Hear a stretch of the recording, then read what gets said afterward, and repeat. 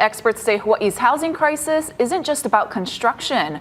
Public services, schools, and commutes should all be considered. A Hawaii housing delegation saw the potential of transit-oriented development on a recent trip to Asia. Emily Cristobal has more. Singapore and Hong Kong are bustling megacities, both smaller in square footage than Oahu, but with 5 to 7 times the population. That population density means public transportation is a must for many. And when you look at how affordable housing is built, it shows. Fast, efficient, and convenient. Every day, millions of people in Singapore and Hong Kong make their way to metro stations to get to work, school, or to do daily errands. In most places, the closest station or bus stop is only a short walk away from a housing complex. Sometimes, the housing is built right on top of rail lines. They're making sure that where their housing is, they have all those shops, they have all those rail lines.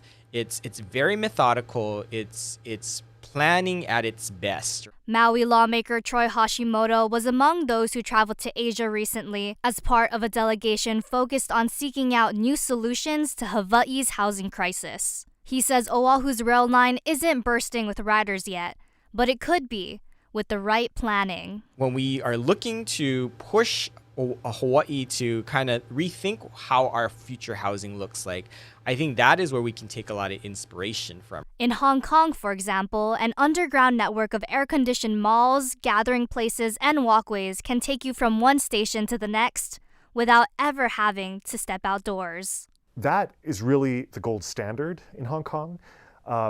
But we can start here in Honolulu, and we're starting to see little bits and pieces of it. Bits and pieces, but not projects at the size and scale that Hawaii needs to address its shortage of affordable housing. For that, State Senator Stanley Chang says Hawaii needs an all-of-government effort, the public sector partnering with private developers to get new projects off the ground. I think the current rail alignment as we have it now is more of a bare bones skeleton type, but that means that we have the ability to start plugging things into it. The idea of building communities near major transportation hubs isn't new in Hawaii, but transit-oriented development has largely been more talk than action.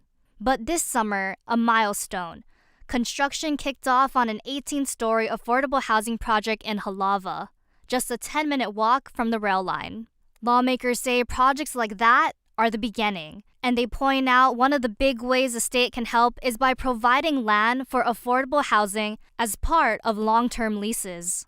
Now that the rail is already here, I think it's getting easier for people to see, oh yeah, I could live right by the station, walk to the station, and then get on the train to get to UH, or to get on the train to go to an office job downtown, or a job in Waikiki. And it's not going to happen overnight, but it is definitely coming. Harrison Rue worked as a city's transit-oriented development manager for years and is now working for the state on their plans. He says efforts to develop key areas of East Kapolei, Waipahu, Pearl Ridge, and Iwilei near the rail are already in the works. Even if folks on Oahu don't particularly, some people are strong rail proponents, some people could take it or leave it. But everybody seems to want neighborhood improvements, affordable housing, connected streetscapes. So when the plans are built on what people want, we've not had much pushback about the actual density, taller buildings, as long as they're addressing stuff on the ground that matters. There are also efforts underway to look at transit-oriented development on the neighbor islands, including new projects on bus routes or within walking distances to key services. To learn more about the state's transit-focused housing projects, scan the QR code on your screen to listen to extended interviews and to read more about this story. This is Emily Cristobal for Hawaii News Now.